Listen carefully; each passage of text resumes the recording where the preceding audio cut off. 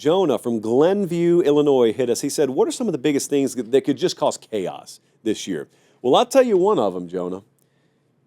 If these favorites to win the national championship don't have quarterback work out for them, that just creates a hurricane. So right now, in any order, if you were to go to FanDuel, you would see Oregon's favored, Ohio State's favored, Georgia's favored, Texas is favored. Those are going to be your top four in some order. None of them return a starting quarterback. None of them have over 50% returning production. All that means is you're going to see a bunch of new faces that are probably really talented. That's why they have a scholarship to Oregon and Georgia. However, not proven. So you asked for a chaos scenario. Well, the chaos scenario is Arch is just okay. Gunnar Stockton is average at best. Dante Moore, sharp learning curve. TD to INT ratio is not what it needs to be. Julian Sayin, but nothing more.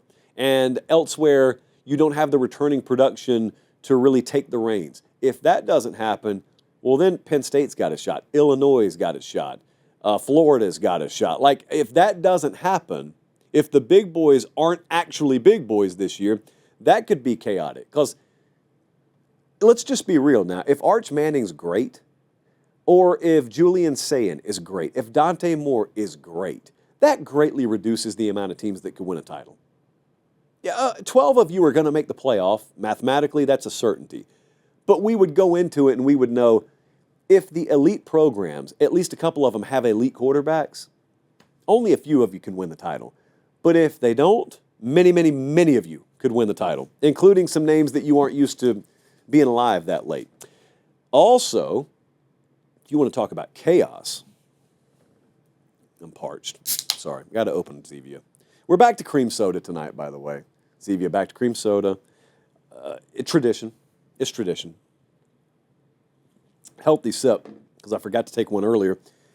Question. You want chaos? You want to talk chaos? That's the word of the evening you want to use?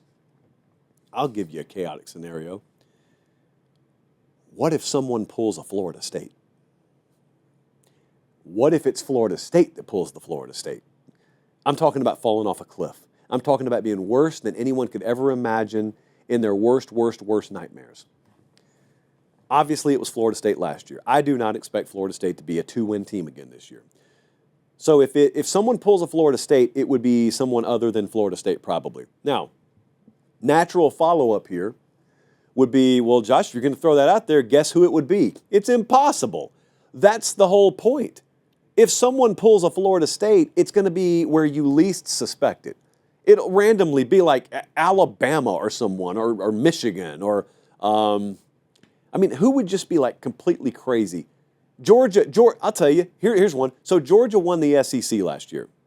FSU had won their conference the year before. Hey, quick timeout, check and see if you're subscribed to the channel. If you're not, make sure you do. It's free. It doesn't obligate you or sign you up for anything. It just helps us keep the channel free. All right, back to the show. Georgia won 4 games this year. That would be worse than the absolute worst case that you could ever imagine for them. It would come out of nowhere. Well, that's how we felt with Florida State last year. That's not a prediction, mind you. I'm just going with teams that won their conference last year.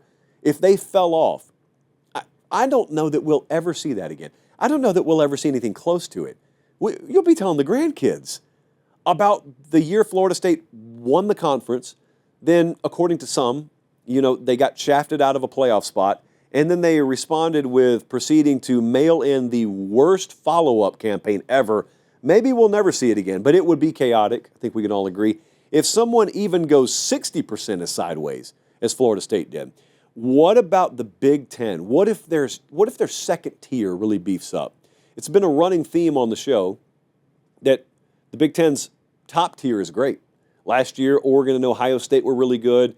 The Big Ten's won the national title the last 2 years in a row, so there's no questioning the top tier of the Big Ten. The second tier, it seems like for a while, has been Penn State and nobody. And I'm just asking, when does Iowa join that party? When does Minnesota join that party? When does Nebraska, Indiana? I'm talking about consistently. When does Wisconsin join that party? If that were to happen this year, think about what that could mean. It could mean that there's a lot more competitive balance. And basically, it could mean the Big Ten this year looks like the SEC last year, where Texas and Georgia are, technically the top teams, but it feels like they're a step off. And, I mean, they're dealing, especially Georgia last year, they're dealing with haymakers. They're going on the road and losing to Ole Miss. Well, what if the Big Ten's like that? I'm hoping for it. I'd love for the Big Ten to be deeper. I'd love for Nebraska to legitimately be able to step up and challenge the Oregons and Michigans of the world. I'd love to see Iowa be able to step up and challenge Penn State and Ohio State. That hasn't been the nature of the conference lately.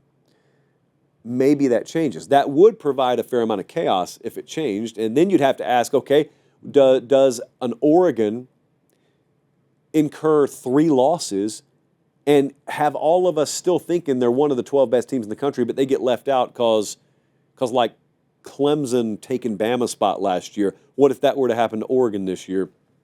I didn't believe Bama belonged in the playoff, but some people did. So you get the point. Also, speaking of the conferences that never get any run on this show, maybe, just maybe, the Big Ten and the SEC will not get their wish, and the powers that be out there say, no, we're not changing the format in 2025. You guys deal with it.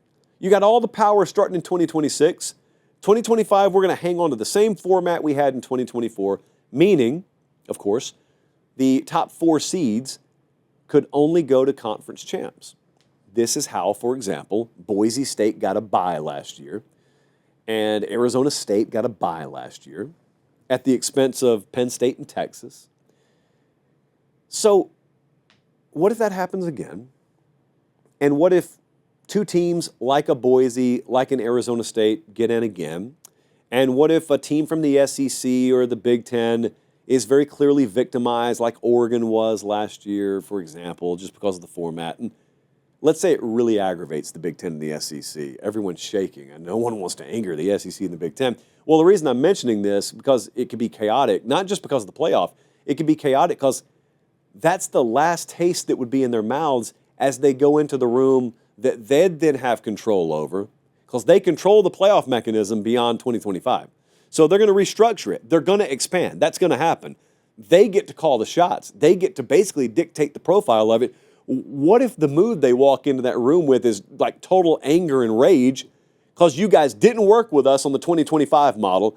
We think we got shafted again, so now we're going to take you to the boards when we can in 2026. And oh, by the way, the model we agreed to in 2026, you got to deal with for several years. That could be chaotic as well. Chaos everywhere.